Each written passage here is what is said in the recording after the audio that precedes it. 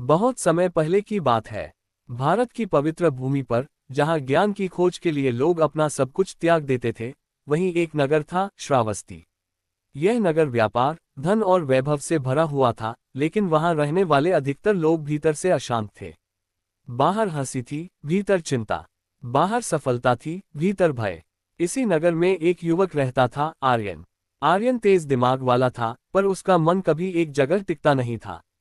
कभी वह धन के बारे में सोचता, कभी भविष्य की चिंता करता, कभी दूसरों से अपनी तुलना करता। वह जो भी काम शुरू करता, उसे बीच में ही छोड़ देता। पढ़ने बैठता तो मन भटक जाता, ध्यान करने बैठता तो बीते कल और आने वाले कल के विचार उसे घेर लेते।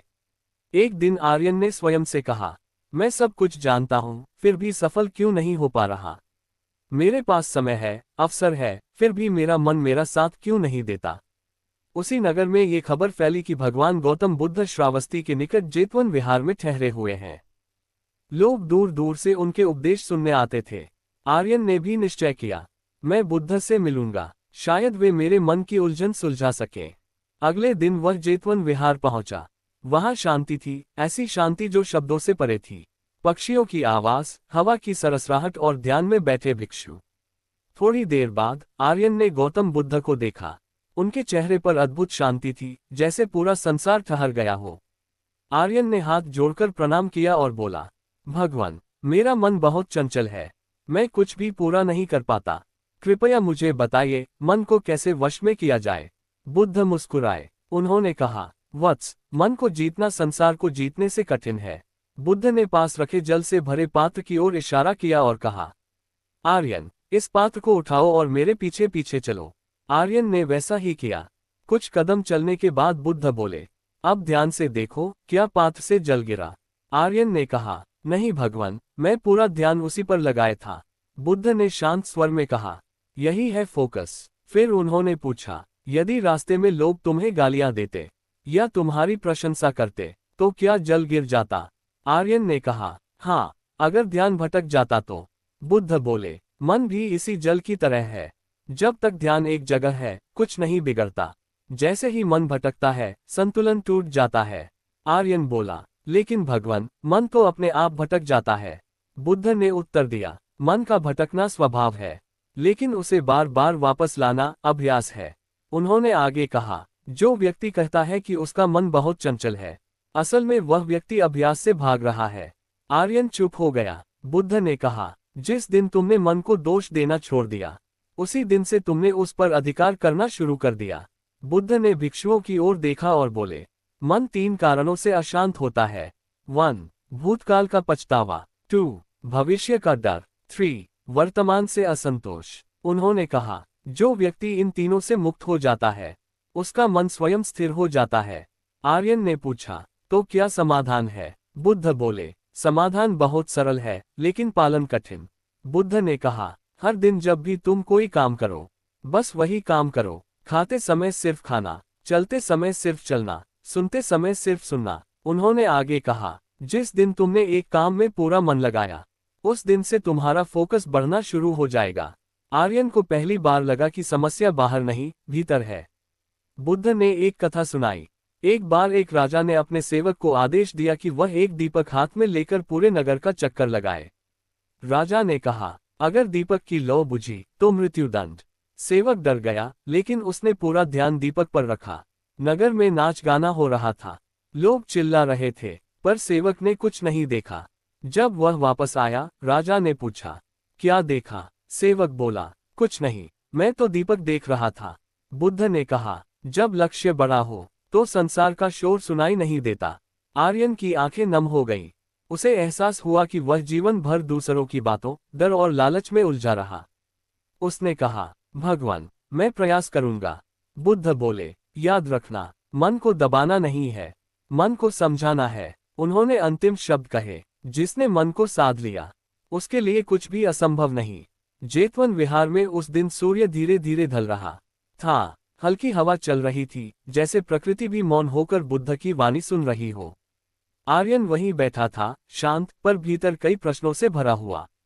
उसने कहा, भगवान, आपने कहा कि मन को समझाना होता है, दबाना नहीं। लेकिन जब विचारों की बाढ़ आ जाती है तब क्या किया जाए?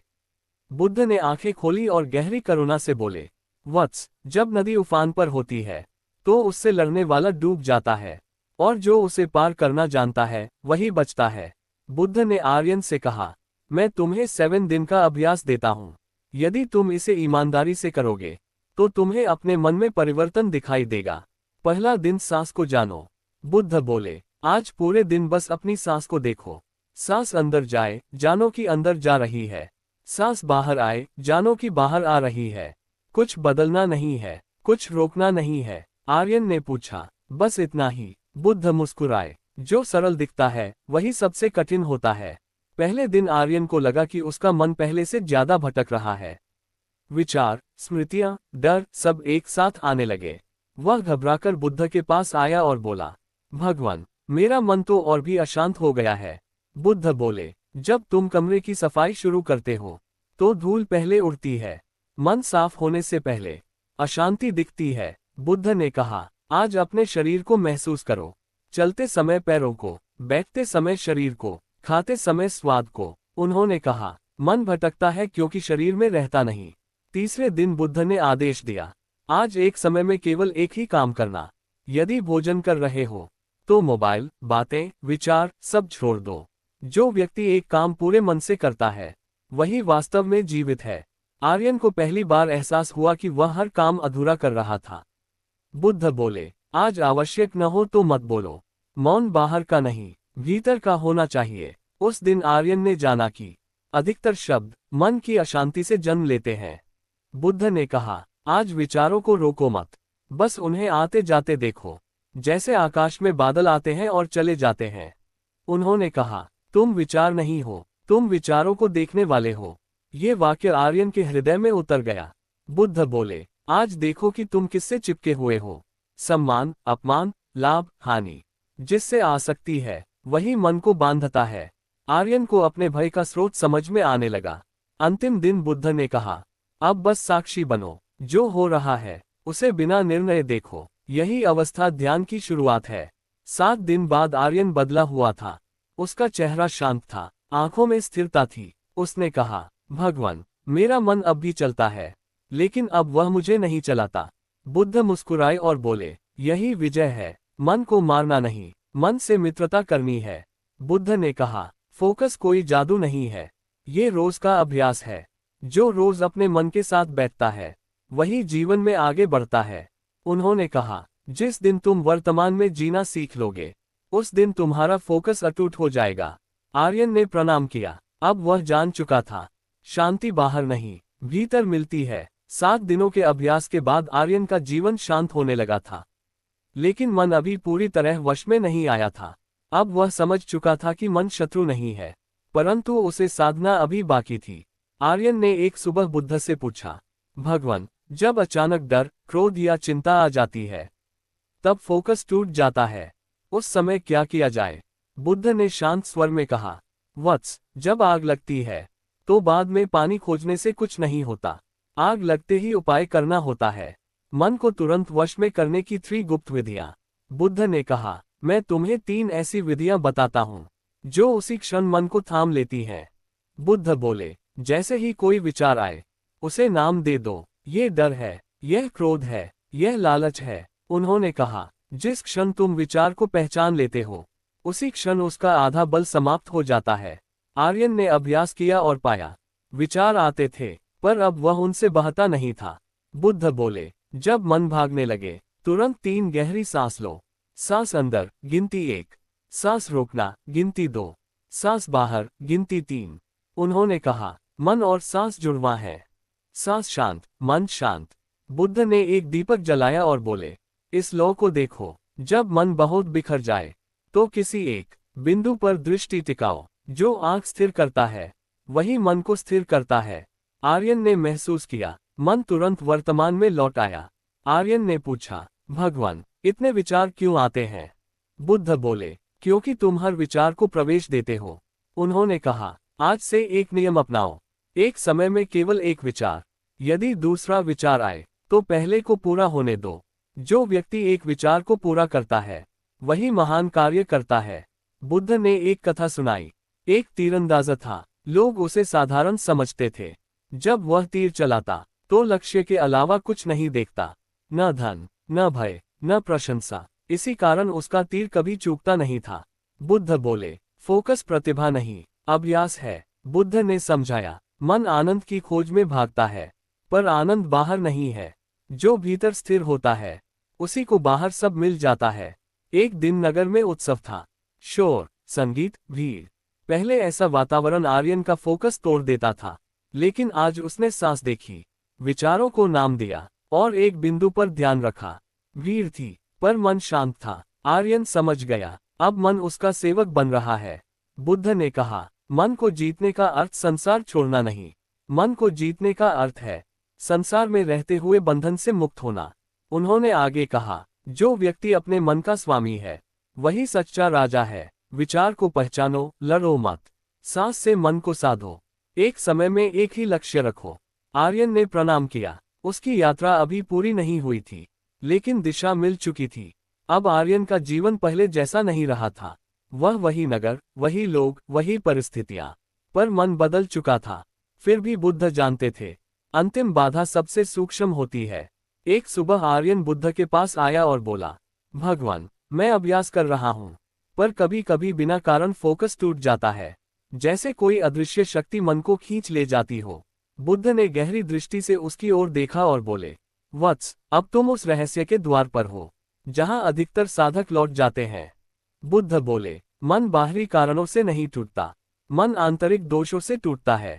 ये दोष दिखाई नहीं देते, पर भीतर से जड़े जमाए रहते हैं। बुद्ध ने कहा, मन को वश में करने से पहले इन 5 दोषों को जानना आवश्यक है। बुद्ध बोले, तुम ध्यान करते हो, पर परिणाम तुरंत चाहते हो। जहां अपेक्षा है, वहां बेचैनी है। उन्होंने कहा, बीज बोने के अगले दिन फल नहीं मिलता, फिर भी किसान चिंता नहीं करता। दूसरों से अपनी तुलना मन का सबसे बड़ा विष है। तुम किसी और की गति देखकर अपनी शांति खो देते हो। बुद्ध बोले, हर पुष्प एक साथ नहीं खिलता। बुद्ध ने कहा, जब तक तुम चाहते हो कि लोग तुम्हें सही कहें, तब तक मन स्वतंत्र नहीं हो सकता। जो स्वयं से संतुष्ट है, उसे दुनिया की मुहर नहीं चाहिए। बुद्ध बोले, डर मन का सबसे चालाक खेल है। वह कहता है, मत करो, कहीं हार न जाओ। पर जो हार से डर गया, वह जीत से पहले ही हार गया। बुद्ध ने कहा, तुम सुख को पकड़ना चाहते हो और दुख से भागते हो। यही पकड़ मन को बांध देती है। जो दोनों को समान देखता है, वही मुक्त होता है। आर्यन ने पूछा, भगवान, मन हमें धोखा कैसे देता है? बुद्ध बोले, मन तुम्हें ये विश्वास दिलाता है कि तुम ही मन हो, लेकिन तुम मन नहीं हो। तुम मन को देखने वाले हो। जिस दिन ये स्पष्ट हो गया, उस दिन से मन कमजोर पड़ने लगता है। एक दिन आर्यन को बड़ा अवसर मिला। नगर में उसे सम्मान और पद मिलने वाला था। पहले यही लालच उसका फोकस तोड़ देता, लेकिन अब उसने अपने मन को देखा। इच्छा आई, पर वह उसमें बहा नहीं। डर आया, पर उसने सांस को थामा। उसने निर्णय लिया, मैं परिणाम नहीं, केवल कर्म पर ध्यान दूंगा। बुद्ध ने कहा, याद रखना वत्स, मन तब सबसे खतरनाक होता है जब वह शांत दिखता है। अहंकार चुपचाप आता है। यदि तुम्हें लगे अब मैं जीत गया, तो समझ लेना तुम हार के द्वार पर हो। फोकस बाहरी कारणों से नहीं टूटता। 5 आंतरिक दोष मन को बांधते हैं। मन सबसे बड़ा भ्रम पैदा करता है। आर्यन अब समझ चुका था, सच्चा युद्ध बाहर नहीं, भीतर है। जेतवन विहार में उस दिन असाधारण शांति थी। न हवा में हलचल थी, न पक्षियों का शोर। ऐसा लग रहा था जैसे समय भी ठहर गया हो। आर्यन बुद्ध के सामने बैठा था। अब उसके प्रश्न कम थे, पर गहराई अधिक थी। उसने धीमे स्वर में कहा, भगवान, अब मैं समझ गया हूं कि मन को दबाना नहीं, साधना है। पर अंतिम सत्य क्या है? पूर्ण फोकस की अवस्था कैसी होती है? बुद्ध ने नेत्र बंद किए, कुछ क्षण मौन रहा। फिर उन्होंने कहा, वत्स, पूर्ण फोकस कोई विशेष अनुभव नहीं है। वह कोई चमत्कार नहीं, कोई नशा नहीं। पूर्ण फोकस वह अवस्था है जहां करने वाला खो जाता है और केवल कर्म बचता है।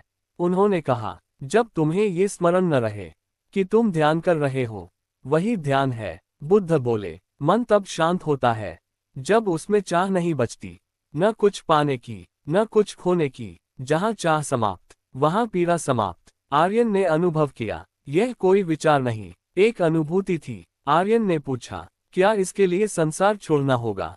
बुद्ध मुस्कुराए। उन्होंने कहा, कमल कीचड़ में रहकर भी अशुद्ध नहीं होता। जो व्यक्ति संसार में रहते हुए आसक्ति छोड़ देता है, वही सच्चा साधक है। बुद्ध ने कहा, एक बार एक वीणा वादक था। यदि तार ढीले होते तो स्वर बिगड़ जाता, यदि तार अधिक कसे होते तो टूट जाते। मध्यम मार्ग ही संगीत है। उन्होंने कहा, मन भी ऐसा ही है। अधिक नियंत्रण तनाव, कम नियंत्रण अराजकता, संतुलन ही समाधान है। उस क्षण आर्यन को अनुभव हुआ, न कोई भय, न कोई इच्छा, न कोई प्रश्न। वह शांत था, पर निष्क्रिय नहीं। उसका फोकस अब किसी लक्ष्य पर नहीं, वर्तमान पर था। बुद्ध बोले, अब तुम्हें कुछ करने की आवश्यकता नहीं, बस जागरूक रहो। बुद्ध ने अंतिम बार कहा, 1. मन को शत्रु नहीं मित्र बनाओ। 2. वर्तमान ही शक्ति है। 3. अपेक्षा दुख का कारण है। 4. अभ्यास ही मुक्ति का द्वार है। 5. संतुलन ही सच्चा ध्यान है।